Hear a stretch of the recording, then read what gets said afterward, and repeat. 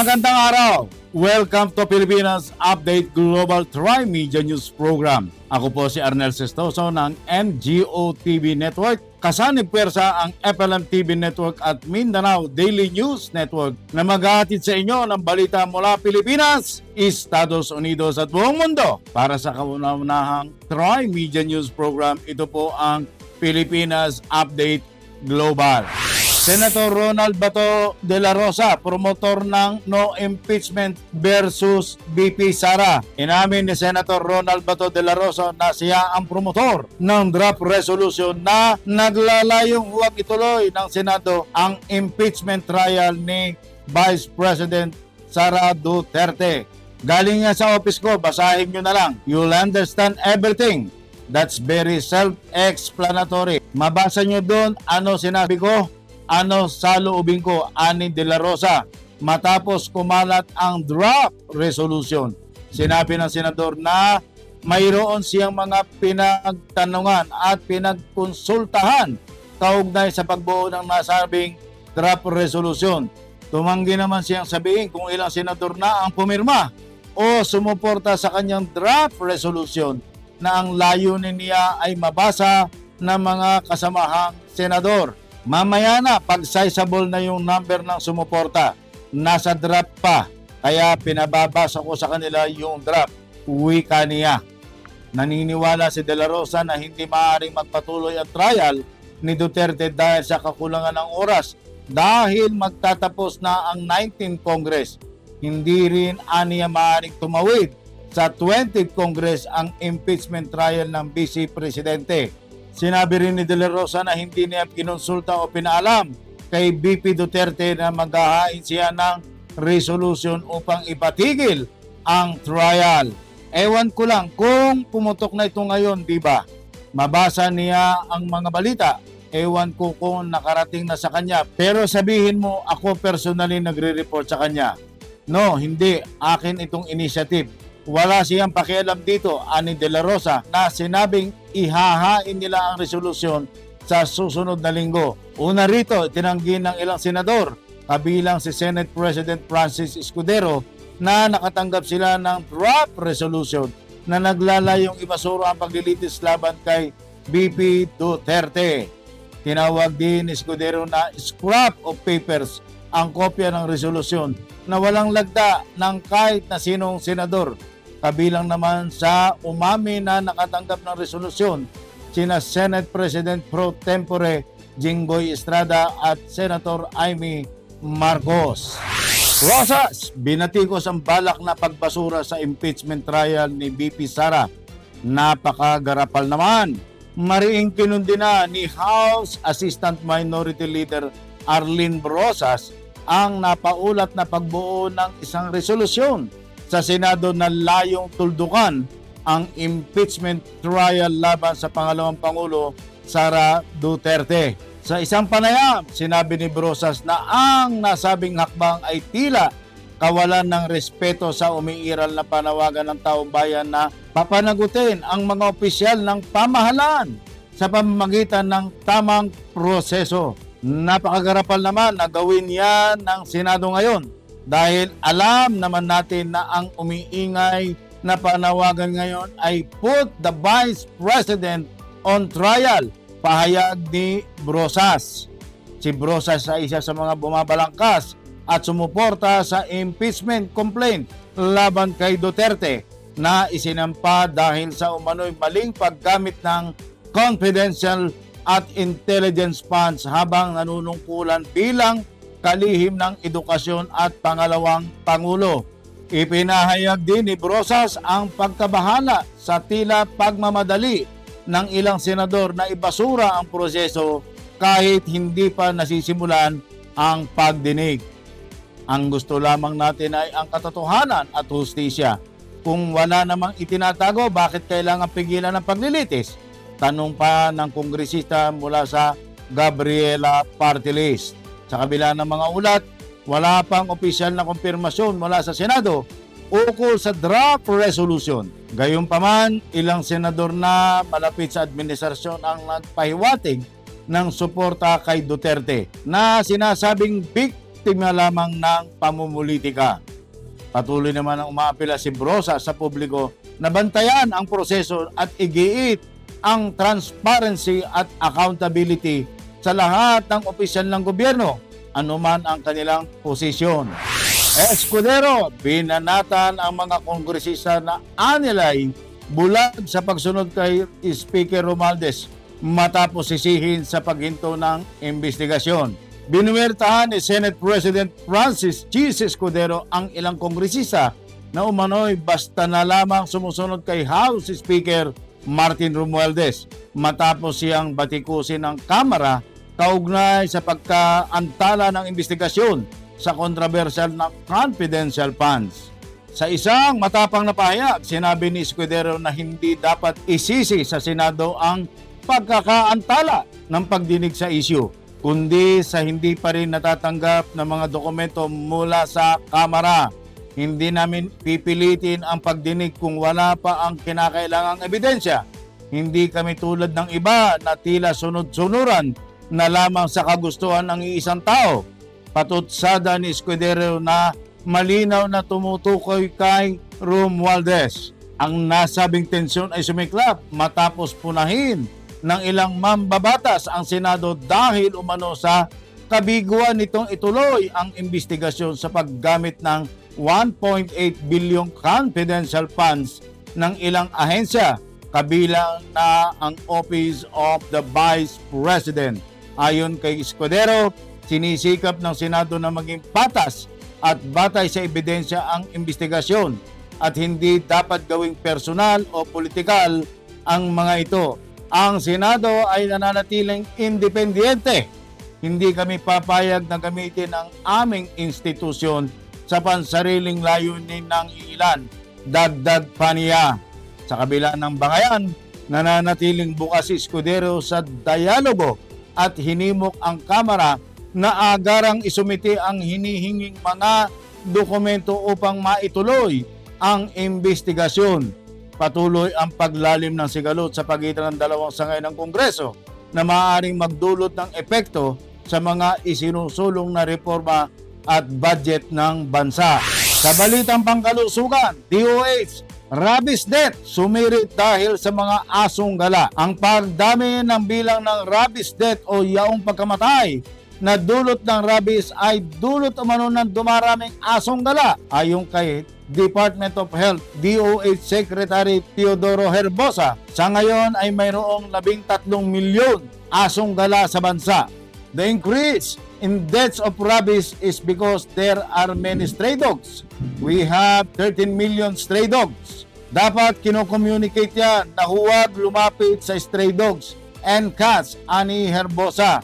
Dagdag pa niya, ang pagbabakuna sa mga naturang stray dogs at cats ay responsibilidad ng local government units o LGUs at ng Bureau of Animal and Industry o BAI. Inikayat din ni Herbosa ang publiko na pabakunahan ang mga alagang hayop at huwag ding mag-atubiling magpabakuna kung nakagat ng hayop. Aniya, may sapat na bakuna kontra rabies ang Pilipinas. Nagbabala rin ang health chief na ang rabies ay mapanganib at maaaring makamatay, ngunit maaari aniya itong maagapan. Ang rabies ay delikado at nakamamatay.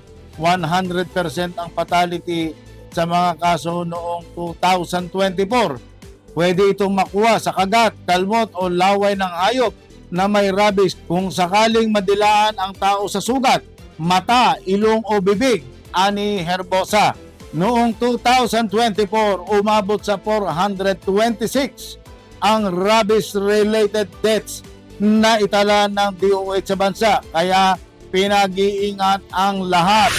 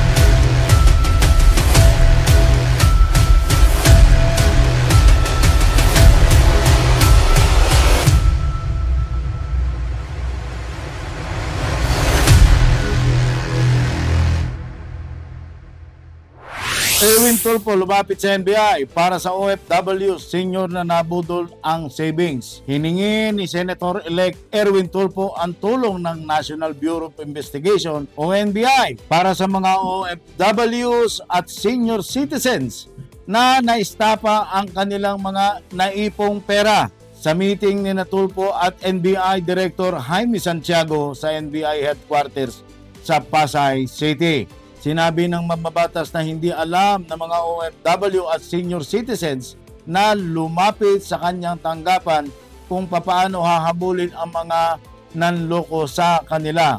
Ang problema kasi ng mga OFWs natin, hindi nila alam papaano habulin ang mga suspect dahil limited ang araw nila sa bakasyon dito sa ating bansa, ani Senator-elect Erwin Tulfo. Ang mga seniors naman na naloko ay mahina na rin para habulin o hanapin ang mga nag-estapa sa kanila. Dagdag pa ni Tulfo. Hinikayat naman ni Director Santiago ang OFW at senior citizens na biktima ng mga scam na agad lumapit sa kanilang tanggapan. Bukas po lagi ang office namin sa mga OFW at senior citizens na naloko ng mga sindikato at itinakbo ang kanilang ipon. Ayon pa kay Santiago, magtutulungan po kami ng office ni Senator Erwin para matugunan ang mga problema nito ng OFWs at seniors. Ayon pa kay Tulfo, problema ng mga OFWs ang kakulangan ng panahon para magsampa ng kaso dahil kailangan nilang bumalik sa trabaho sa abroad. Pero ayon kay Santiago, may pamamaraan naman daw para mahuli o mahabol ang mga suspect sa madaling panahon. Isang panukalang batas naman ang ihahain ni Tulfo pagpasok sa Senado sa Hulyo na magpaparusa ng habang buhay na pagkabilanggo sa sinumang mag-estapa sa ipon ng mga OFW at senior citizen.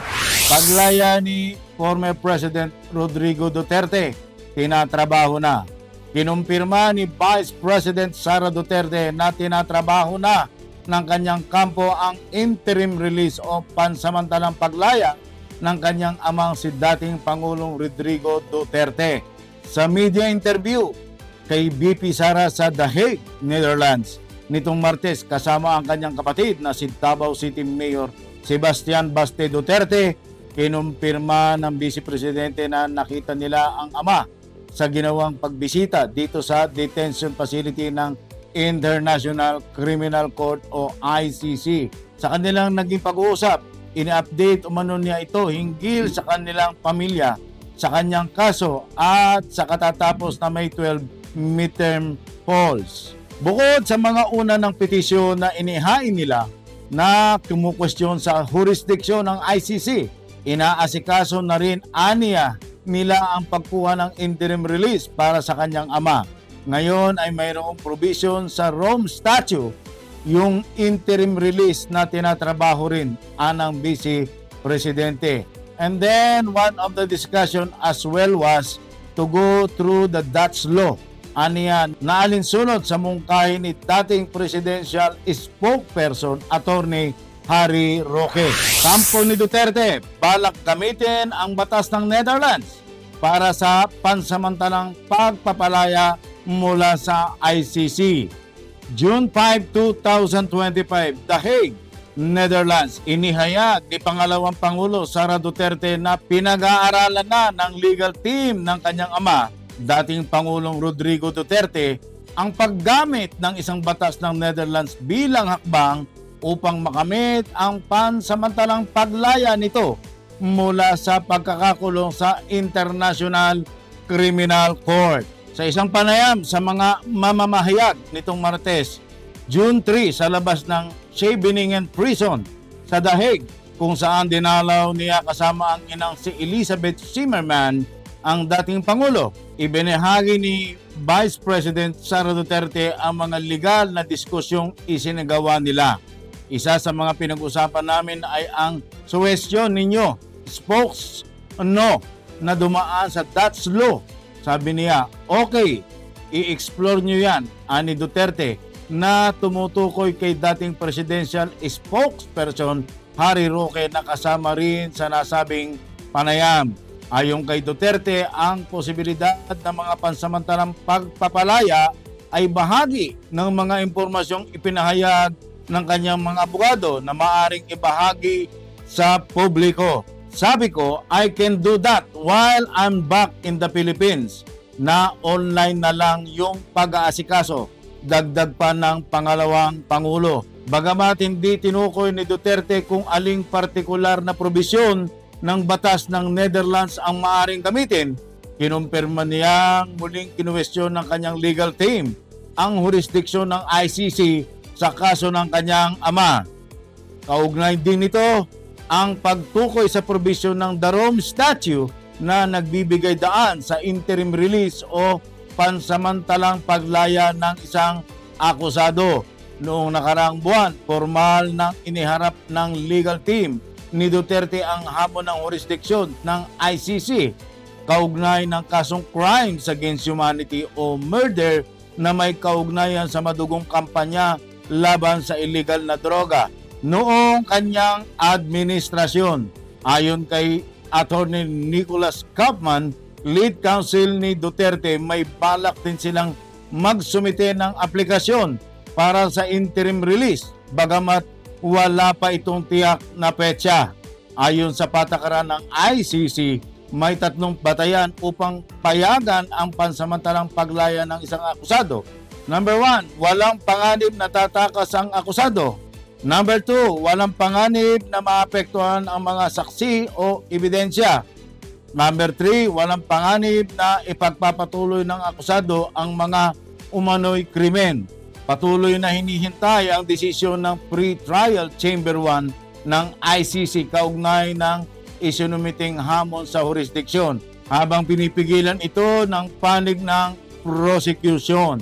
Sa kabila ng mga hakbang na legal, nananatiling kritikal ang mata ng mundo sa kinakaharap na kaso ng dating Pangulo.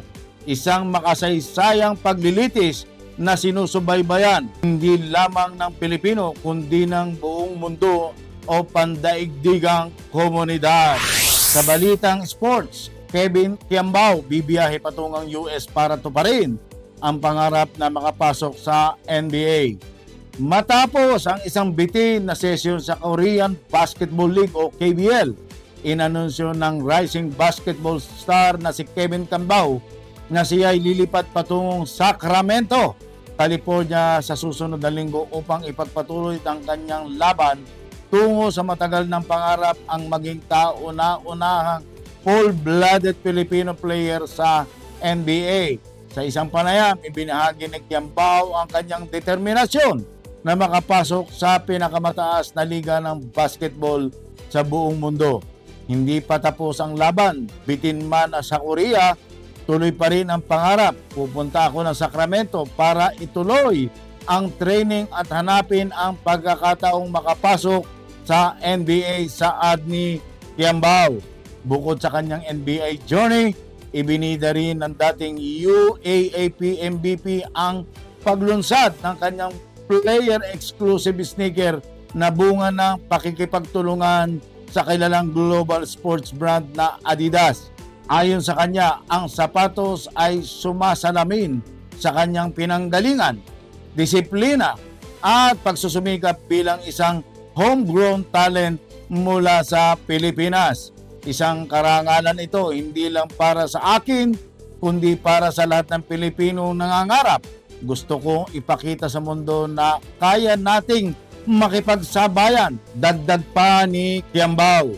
Bagamat wala pang opisyal na detalye kung anong NBA team ang kanyang pupuntiryahin, kumpiyansa si Kiambao na ang kanyang dedikasyon at paghahanda ay magbubukas ng pinto patungo sa kanyang layunin.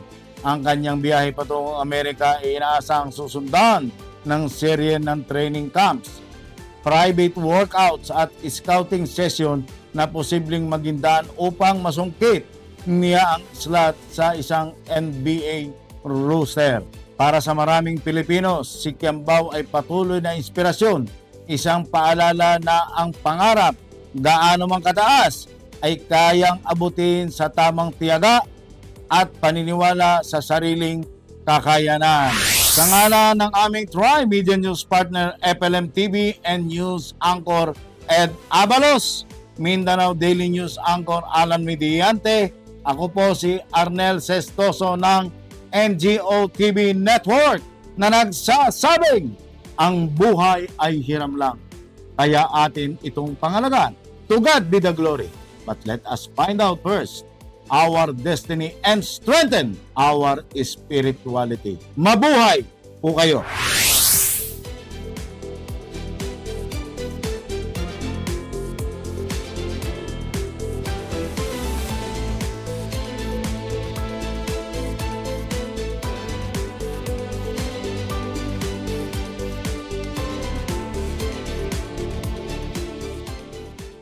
Pure Medical Equipment provides top-notch quality medical supply equipment. Whether to rent or buy, Pure Medical Equipment and Supplies has it all. Pure Medical Equipment is committed to serve and give back to Southern Nevada. We deliver medical supplies and rentals to your door. Philam TV Network, the heartbeat of Filipino-American culture in the United States. It is the only channel that brings you closer to home, celebrating the rich heritage and traditions of the Philippines. Available on free TV without any subscription and on digital platforms like Roku, Amazon Fire TV, WCE TV apps, Facebook, and YouTube. Wherever you are, whatever you do, stay connected to your Filipino heritage with Philam TV Network. Philam TV Network Inc., the only Filipino-American channel always within reach.